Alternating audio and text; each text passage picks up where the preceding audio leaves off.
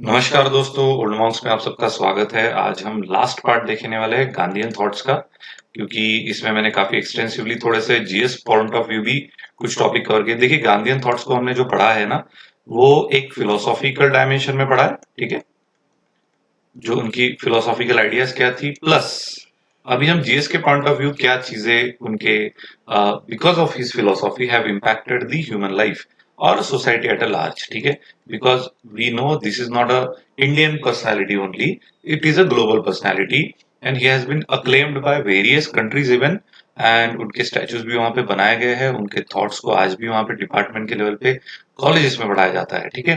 तो he is a personality of that kind. So एक तो हमने फिलोसॉफिकल डायमेंशन पढ़ लिया so that we understand what the basics or the rather the thoughts he had in mind and how then it implied the society or rather it impacted the society, ठीक है।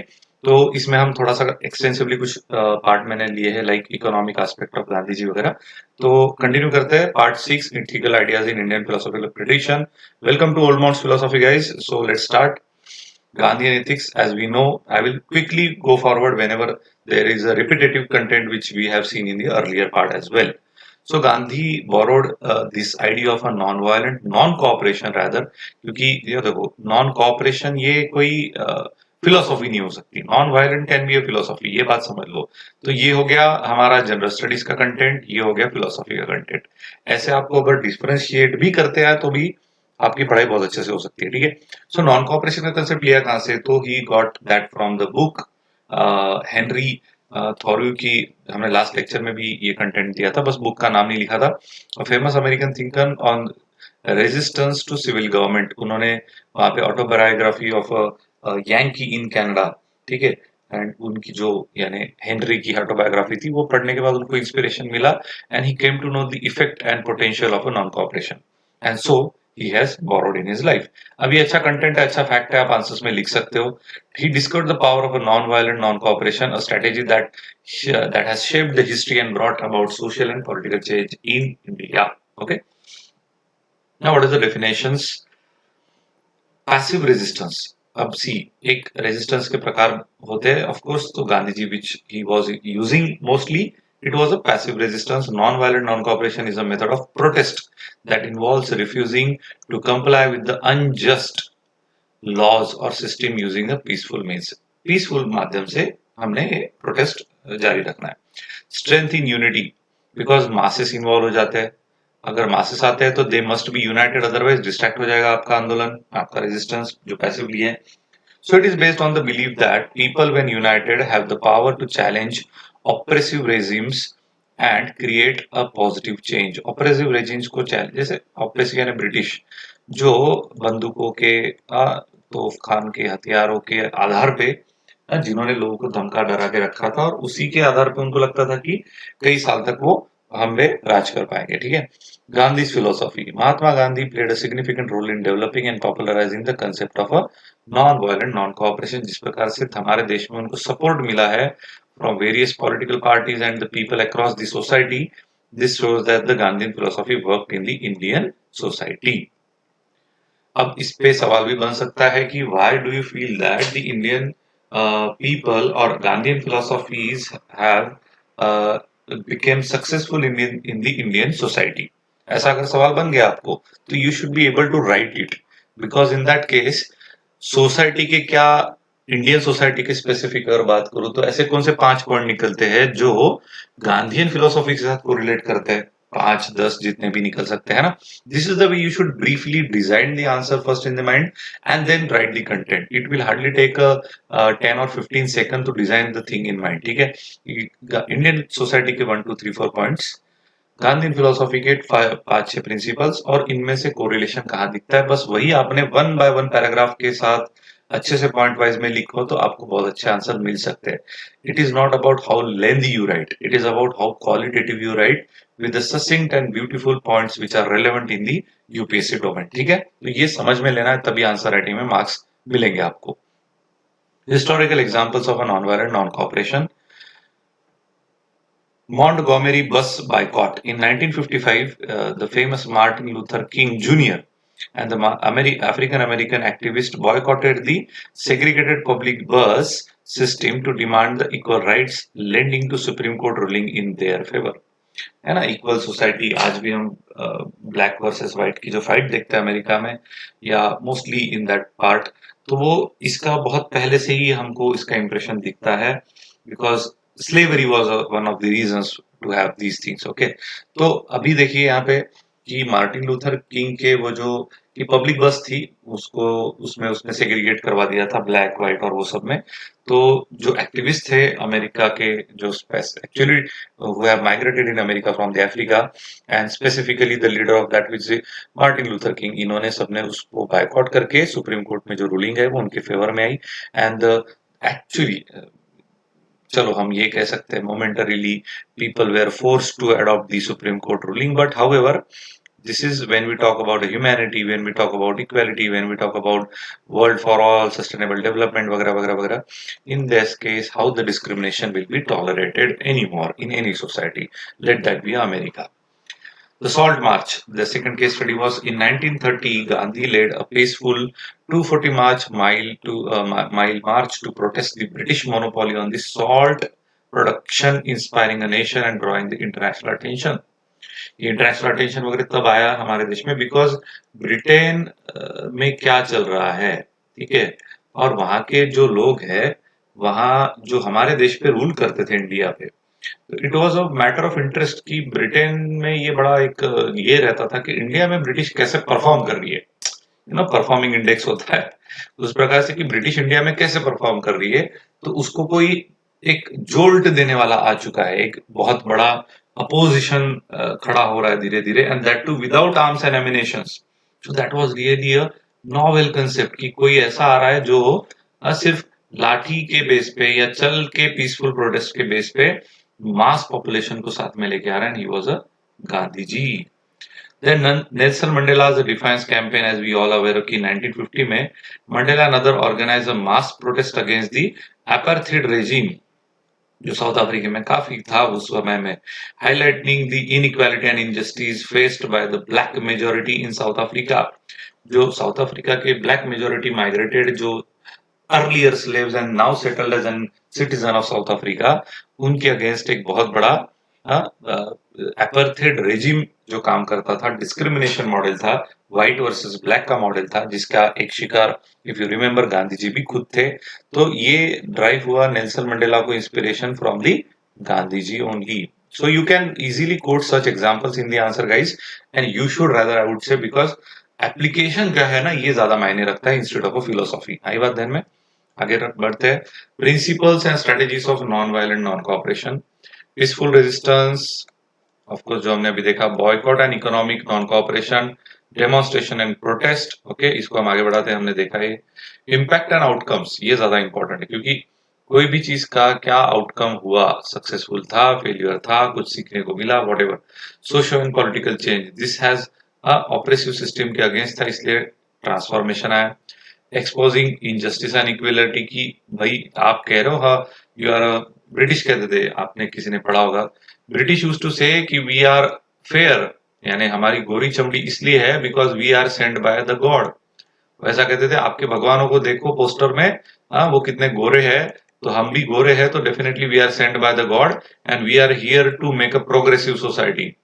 ऐसी बड़ी बड़ी बातें use करते थे और हमें बहका फुसला देते थे। Actually they were completely destroying the Indian culture, Indian fabric, Indian way of life, which we are now trying to re-establish, but I don't know how many years it will take again, because there is a huge gap in between and we, our complete one generation has forgot to live in a भारतीय way।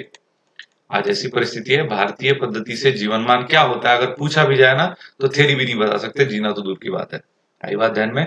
So British have done this very technically, but unfortunately since 1947 ये agenda आगे लड़ाया गया, considering कि यही अब आने वाला समय है, यही है मॉडर्निटी, एंड जिसके परिणाम आज हम भुगत रहे हैं in the health sector, in the psychological sector, और क्या नहीं, यानी human is not stable as today if you talk about, ठीक है। तो ये क्यों, इसके बहुत सारे रीजंस वैसे अलग अलग हम बात कर सकते हैं, बट एनीवे ये इंपॉर्टेंट है कि जो इनजस्टिस था, इनइक्वालिटी था, वो मिटाने का काम भारतीयों को ही करना पड़ा है, and Gandhi ji was a pioneer in that. Because British what they used to say कि हम भगवान ने हमको भेजा है, we are send by the god, we are fair like your god, so trust us because we are here to protect you and progressive society हम आपको बनाएंगे। ठीक है, तो ये एक्सपोज हो गया उनका एजेंडा की कोई इक्वालिटी नहीं मानते, कुछ नहीं। Inspiring future movement, successful non cooperation movements have inspired and empowered lot of people around the world, जो हमने अभी के केस स्टडीज में देखा। challenges and criticism of a non, क्या challenge था कि potential for the violence and repressive responses, while based on the non-violence there is always a risk definitely of a violence from the opposing forces, as they will have they as well as potential repressive responses from the authorities। definitely अगर आप नाम जाते हो, जैसे भगत सिंह के साथ हुआ था, है ना, भगत सिंह राजगुरु, रादर वो जब प्रोटेस्ट के लिए गए थे as a young college student, तो वहां पे जब प्रोटेस्ट हुआ था तो लाठी चार्ज किया गया था, याद है? ये तो पीसफुल प्रोटेस्ट करने गए थे on the basis of Gandhian thoughts, है ना, लेकिन वहां पे लाला लाजपत राय के साथ क्या हुआ ये आप सब जानते हो, और उसके बाद फिर they become a violent. So he was considering कि शायद नॉन वायलेंट मेथड से सक्सेस मिल सकता था, but his experience was not satisfying, so he, as we all know, turned out to be a revolutionary in the history. So that is a quite criticism attracted to the Gandhian philosophies. Effectiveness in different contexts, that non-violent strategies may be more or less effective depending on the political, social, cultural context in which they are employed. Definitely कि ऐसा नहीं है कि Gandhian thoughts आज भी चलते हैं, जैसे हमने अन्ना हजारे की बात की थी। If you remember, Anna Hazare was in 2011 anti India against corruption, काफी बड़ा कैंपेन हुआ था, बहुत फेमस हो गया था पूरे देश भर में।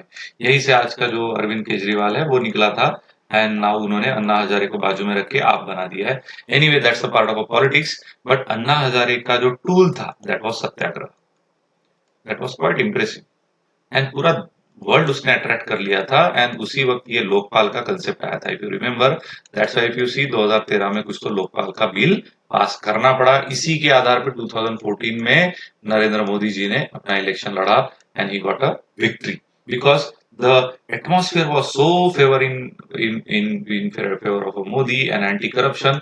लोग चाहते थे साले इस देश में ना करप्शन पूरा खत्म हो जाए। आई बात ध्यान में? तो मोदी एक ऐसी व्यक्ति है, मोदी एक ऐसा चेहरा है जो ये कर सकता है, and because he has that track record in the Gujarat, he successfully landed the Gujarat model across the country. People accepted the mandate, and later on he got the victory, and we know the rest. So maintaining mass participation and momentum, ये maintain करना अपने आप में बड़ा difficult होता है, ठीक है, क्योंकि इतने लोगों को हर बार इकट्ठा बुलाना, कुछ समय ठीक है, या कुछ कब करना है, किस विषय को लेके करना है, उसकी ग्रेविटी क्या हो, ये डिसाइड करना अपने आप में बहुत बड़ा चैलेंज होता है। How salt march became so hit, है ना, क्यों सॉल्ट में ही? Because it was related and quite closely connected with the hearts of the people. लोगों के बहुत ही करीबी इश्यूज को उन्होंने पकड़ा, इसीलिए ही got that deal, that flame. Okay, ensuring sustained involvement and engagement from a diverse range of participants is essential for the success of such a movement, because इसका एक एजेंडा भी है, या एक क्राइटेरिया जो हम कह सकते हैं ना, non violent non cooperation movement का एक क्राइटेरिया ये है, अगर मासेस नहीं है तो कोई आपका सुनेगा नहीं। So masses has to be there to recognise, है ना। चलो आजकल के डेट में तो कलेक्टर ऑफिस के सामने भी अगर बैठ जाते हैं 5-10 लोग, फिर भी उसको समाज समझा जाता है कि चलो इनका कुछ तो कंसर्न है, सुनना जाए। पहले जैसा नहीं रहा, but British were not like that ना, 50-100 को तो ऐसे ही वो उड़ा देते थे। तो ऐसे इतने डीप लोगों को अगर हिलाना है जगह से, उनके उनके पावर को अगर आपको एक जोल्ट देना है बॉस, तो यहाँ पे कोई ना कोई मासेस का ही सपोर्ट चाहिए। ओके, तो ये यहाँ पे एक सिग्निफिकेंट पार्ट है कि without masses this won't go successful, but ऐसा नहीं है। पर आज के डेट में हम लोग इसको कह सकते हैं कि इन इंडिपेंडेंट इंडिया, और rather in many countries, this has become a successful tool for the people to express their aggression against the government, आई बात ध्यान में, और their policies। आगे जाता है conclusion, recap of the main points, call to action, importance of a non-violation। ये छोटे छोटे पॉइंट्स है कि is a powerful strategy that has been used to challenge the injustice, inspire a change which people generally don't accept, and bring about a social and political transformation। Let us learn from the examples of the past and embrace the non-violent cooperation as a way to address and solve the pressing issues of our time. It is not only a tool for creating a change but also a reflection of a shared humanity and belief. देखो ये जो भाषा है ना भाई लोग, मैंने आपको ये जो क्रिस्प बना के दिया है ना, तो ट्रस्ट मी, इसको अगर आप आंसर राइटिंग में यूज कर पाओ ना, बहुत जबरदस्त मार्क्स मिलेंगे। ट्रस्ट मी, स्टूडेंट लोग जब आंसर लिखते हैं, fail to recognize or fail to write such words which are very crucial in answers. Why I am keeping this as a center of my discussion here? I know Gandhi in philosophy पढ़ाने की थोड़ी जरूरत है आपको, आप तो ऐसे ही पढ़ लोगे, थोड़ी ना मेरी जरूरत है उसको। आप तो सिंपल इतना क्या है भैया कॉम्प्लेक्स, ये कोई मैथमेटिक्स है या फिजिक्स है या केमिस्ट्री है जो आपको समझ में नहीं आ रहा? It's easy guys, understand this, it's easy to understand, but reciting these words, societal transformation, political change, inspiration, injustice, belief, peace, equality, tolerance, humanity वगैरह वगैरह, ये शब्द हमारे डे टू डे यूज में जब आएंगे ना, तब आपके आंसर में आएंगे वो। इफ यू थिंक अबाउट कि मैं लिख लूंगा, तो उस पर कभी भरोसा मत करिए, unless and until your mind and your fingers have that habit, है ना, हमारे फिंगर्स को एक मसल मेमोरी कहते हैं हम उसको, जब तक फिंगर को वैसे शब्द लिखने की हैबिट नहीं हो जाती, वो तो मेंस के टाइम पे इतना प्रेशर होता है दिमाग में, भाई साहब आप छोड़ ही दो कि वो शब्द आपको याद आएंगे। So make it so practice करिए, इतना करिए कि आपकी फिंगर की जो मसल मेमोरी है ना, उसमें जाके बैठ जाना चाहिए ये सारे शब्द, आई बात ध्यान में। इसलिए practice practice practice will only make you more perfect. Now qualities of satyagrahi, ये जो आपने देखी होगी ना, सत्याग्रह एक मूवी आई थी बीच में, अजय देवगन और वो सब, प्रकाश झा की, रिवॉल्यूशन हैज बिगन वगैरह वगैरह। This was a completely based on the liberal trend. जो हमने कम्युनिस्ट की बात की थी ना, कि जैसे हमने एक बीच में स्लाइड में बात की थी कि एक रशियन थिंकर थे जो कहते थे कि मीन्स ज्यादा इंपॉर्टेंट है instead of a and. If you remember, means ज्यादा इंपॉर्टेंट है इंस्टेड ऑफ अ एंड। तो कोई भी मीन्स अपना लो, चाहे वो अनएथिकल हो, एंटी नेशनल हो, चाहे वो अगेंस्ट दी एस्टेब्लिशमेंट हो वगैरह वगैरह, सब चल जाएगा, बट बस एनी हाउ मीन्स कुछ भी चलता है, हमें एंड से लेना देना है। And whereas Gandhiji's or their philosophies and most of the philosophy says that, including Vivekananda as well, कि means जो है ना, they have to be very thoughtful and pure. Pure होगा तो ही end में मजा आएगा, नहीं तो it will not be leading to, it will be just a chaos. अगर आपका जो मीन्स है ना वो सिर्फ मीन्स पे फोकस्ड है, और वो भी किसी भी तरीके से, हाँ, चाहे गुड और बैड वे से कह सकते हैं ना, कुकर्म से भी अगर आप मीन्स को एंड को अचीव करना चाहते हो, that won't be helpful anymore. Okay, so qualities क्या है सत्याग्रह की? Is a practitioner of Gandhian philosophy and satyagraha, they possesses की qualities such as a non violent truth, resilience, persistence, compassion, empathy, leadership, influence.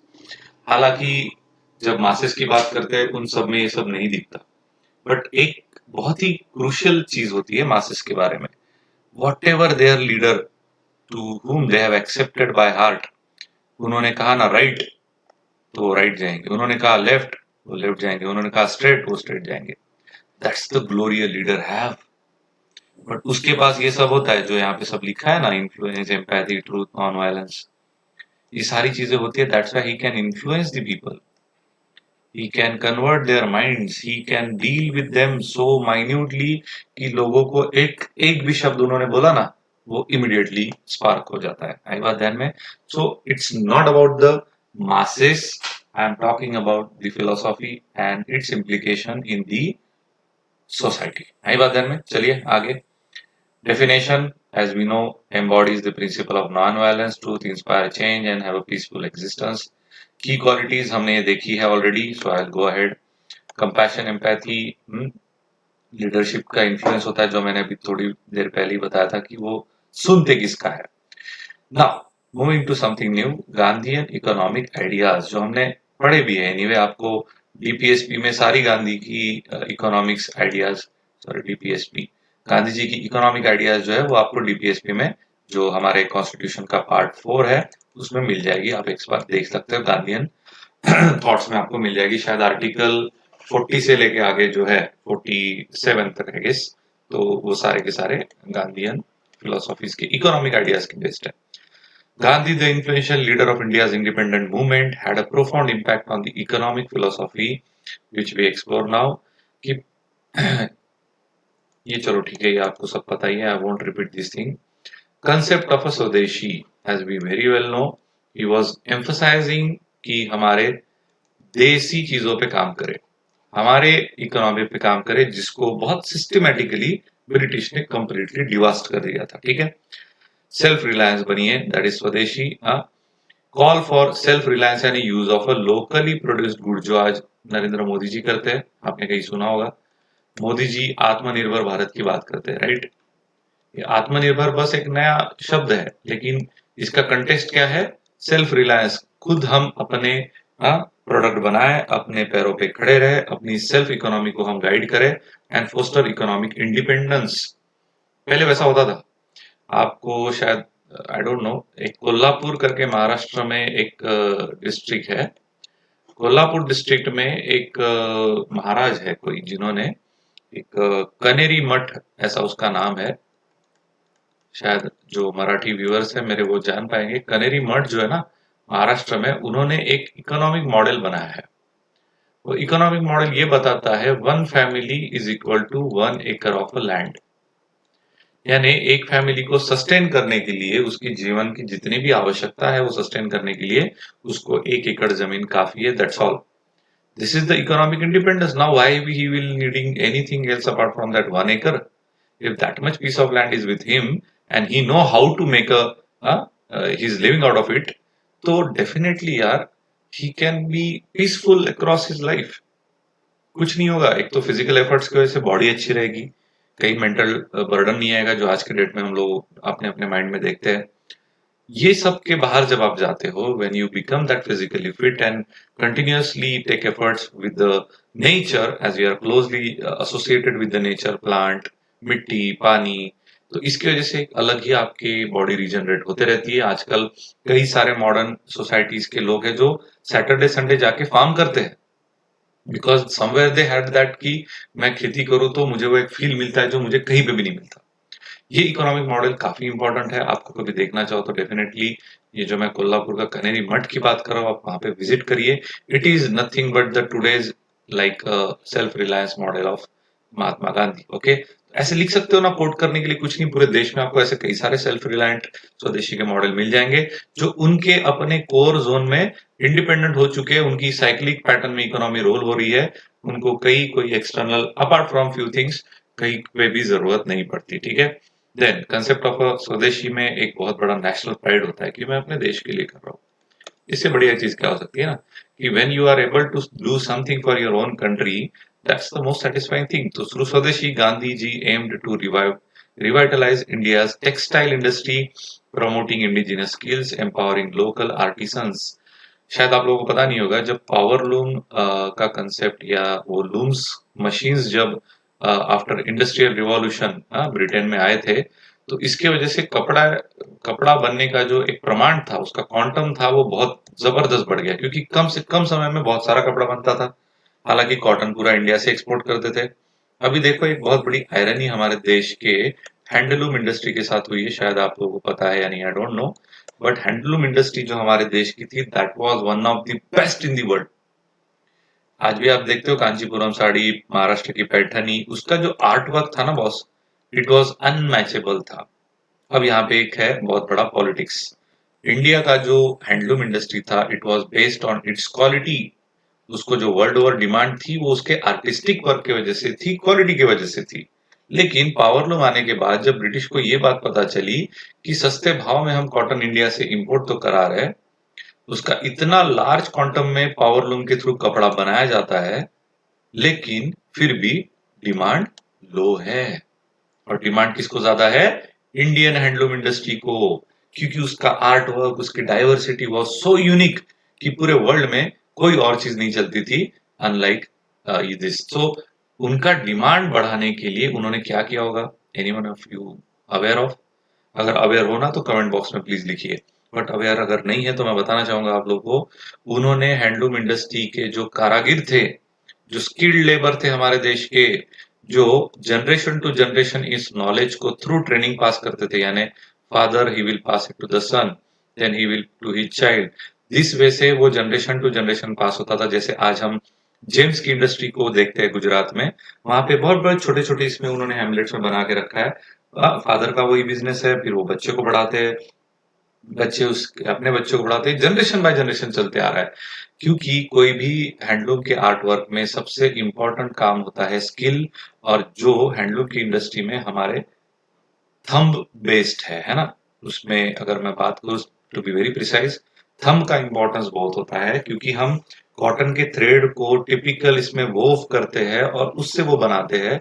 So you know definitely the significance of a thumb.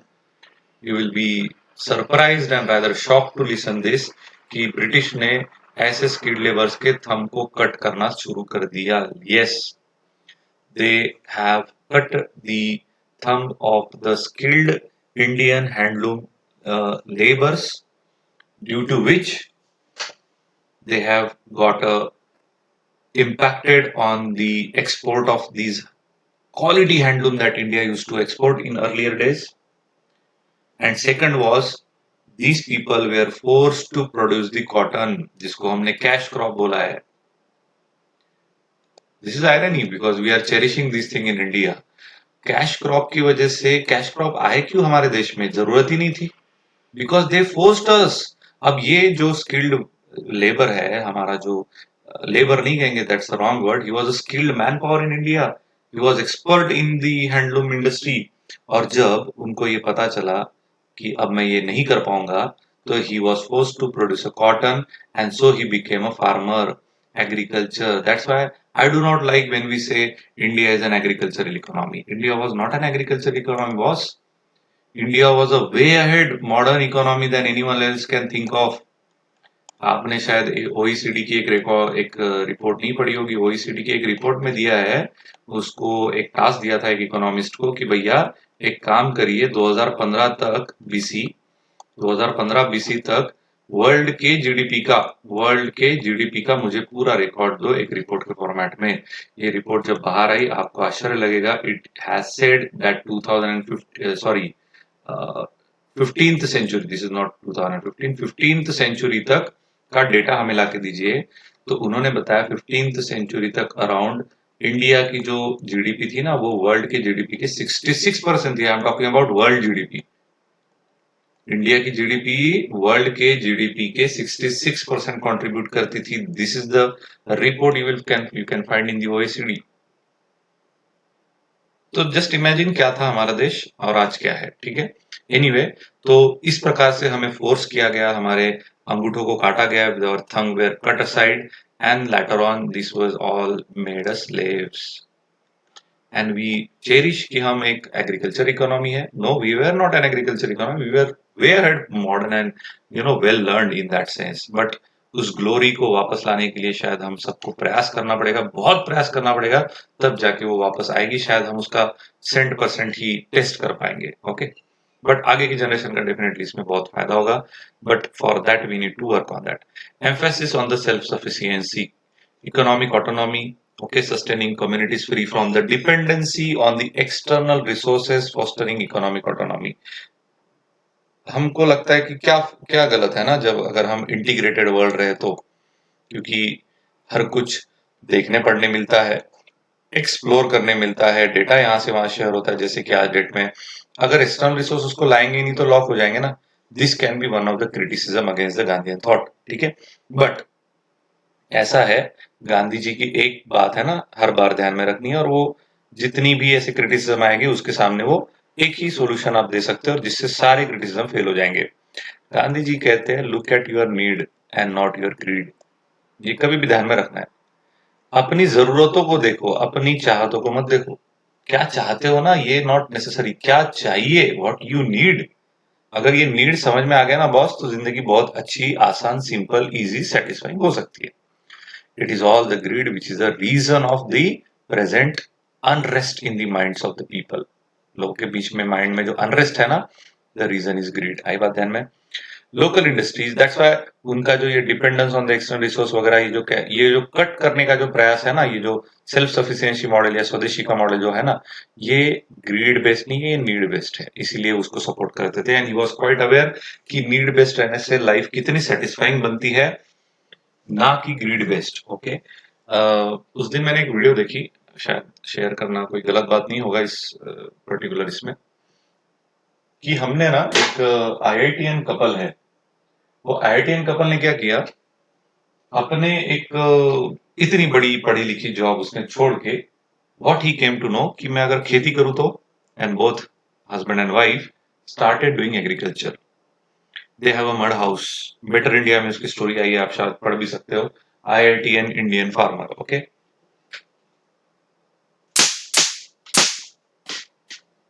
Simple बात है कि जब हम ये कहते हैं कि नीड बेस्ड अप्रोच अगर अपनाया जाए तो life can be made easier, resources need not be explored. आज हम इतना कोयला जलाते हैं इलेक्ट्रिसिटी प्रोडक्शन के लिए because we are comparing the per capita electricity consumption between India and USA, India versus USA. हम देखते ही नहीं कि अरे इतनी जरूरत है क्या कि पर कैपिटा इलेक्ट्रिसिटी कंजम्पशन इतना चाहिए हमको। क्या हो रहा है ना, दिस इज समथिंग, ग्रीड बढ़ाया जा रहा है, ग्रीड बढ़ाया जा रहा है, हर बार ग्रीड बढ़ाया जाता है, और that is the biggest issue. Okay, so local industries को सपोर्ट मिलता है। He emphasise the establishment of village based industries that utilise indigenous resource and provided employment opportunities, जो आज हम कंटिन्यूसली स्टार्टअप इंडिया, आत्मनिर्भर भारत, इसमें हम काम करते हैं। हम ये सारा आप कोट कर सकते हो, बहुत अच्छा आपको डेटा मिल जाएगा, बिकॉज मोदी जी की मोस्ट ऑफ द पॉलिसीज जो है वो गांधीयन थॉट्स के ऊपर ही बेस्ड है। Now, sustainable development, which is a buzzword nowadays, encourage the adoption of a sustainable practices. Sustainable का मतलब क्या होता है यार, फिर से नीड बेस्ड। ये एनेक्डोट है, मैंने आपको एक एनेक्डोट दिया है नीड एंड ग्रीड का, ये आप जितना चाहे उतना अच्छे से यूज करके देखिए, हर जगह पे गांधी जी का ये अप्रोच आपको समझ में आ जाएगा, जो वैदिक काल से दिया हुआ है। ठीक है, वैदिक काल से बताया जाता है कि संतुष्ट रहिए, सेल्फ कंट्रोल इसकी बात की जाती है। Self control is a window to all the virtues and wisdom, ऐसा माना जाता है। ये फिलोसॉफी के स्टूडेंट अच्छे से जानते हैं, बट कितना मानते हैं, कितना हम प्रैक्टिस करते हैं, I don't know, because this is a greed ना बॉस। ये ग्रीड कोई आसान सी चीज थोड़ी ना जिसको आप इमीडिएटली हटा पाओ। सो इसको कंट्रोल कर रहा तो ही हम सस्टेनेबल प्रैक्टिसेस जी पाएंगे, prioritising the ecological balance, preserving the natural resources. आज क्या हो रहा है नेचुरल रिसोर्स का, आप सब जानते हो, डेवलपमेंट के नाम पे एक्सप्लॉयटेशन बहुत तेजी से चल रहा है। Critic of industrialisation, definitely as I said, environmental concerns बढ़ाता है, हार्म टू रूरल कम्युनिटीज है, लॉस ऑफ आर्टिसंस स्किल्स भी है, बिकॉज इट लैमेंटेड ऑन, क्योंकि क्या होता है ना, आप अगर अपना कुछ काम कर रहे हो, कारोबार कर रहे हो, आपको दिख रहा है कि XYZ दो चार घर छोड़ के एक व्यक्ति है जिसने बढ़िया इंजीनियर बना, और उसको एक बढ़िया क्लास 1 की गाड़ी वाड़ी लेने आती है वगैरह वगैरह, है ना, एसी में बैठता है, गोरा चिट्टा है, बढ़िया। ये क्या होता है ना, ये सबका ह्यूमन मेंटालिटीज पे बड़ा इंपैक्ट गिरता है। जो हम मेहनत करने वाले लोग होते हैं ना, मेहनत करने वाले लोगों को कहीं ना कहीं पे ये फील होने लगता है कि मैं बेवकूफ हूँ, इसके जैसा मैं पढ़ लूं तो शायद सब ठीक हो जाए।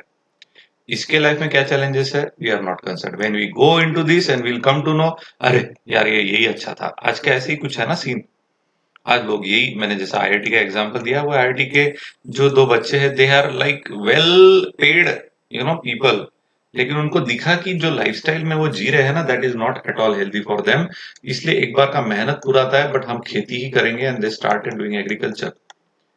This is not something very easy to understand guys. तो इसको लिखते आना चाहिए आंसर्स में, हमने किस तरह से हम इसको कोट करते हैं, why this lifestyle is significant considering the health concerns.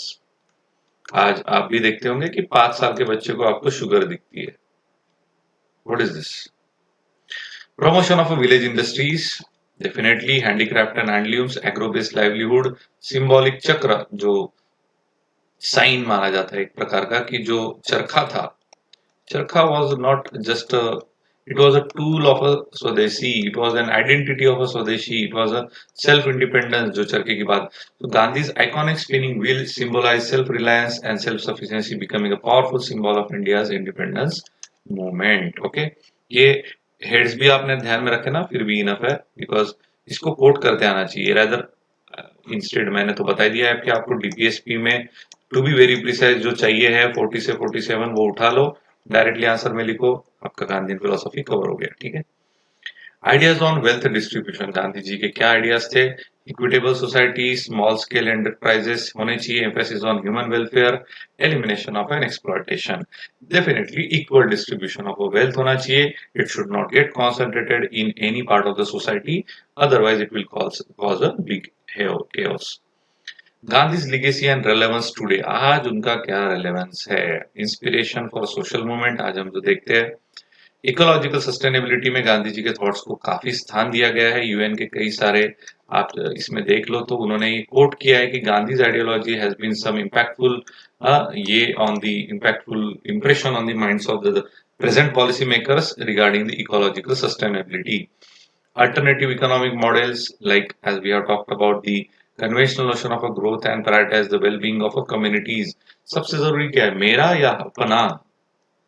इसमें भी डिफरेंस है ना, मेरा या अपना। इसमें क्या चाहोगे आप कहोगे मेरा तो चलो आप सेल्फिश हो गए। सिर्फ सेल्फिश बोलने से नहीं, इसमें नुकसान ये है कि आप किसी का और सोचते ही नहीं। सो आपके लिए इंडिपेंडेंटली रिसोर्सेस कहां से आएंगे ना? जब हम कहेंगे अपना है, जैसे एक चॉकलेट है, मैं हर बार एग्जांपल देता हूँ इकोनॉमिक्स में, एक चॉकलेट है, आप कहोगे मेरा ही है तो पूरा का पूरा आपको मिलेगा, लेकिन अपना है कहेंगे तो मे बी 4 लोग हो गए तो उसका 1/4 पार्ट है ना सबको मिलेगा।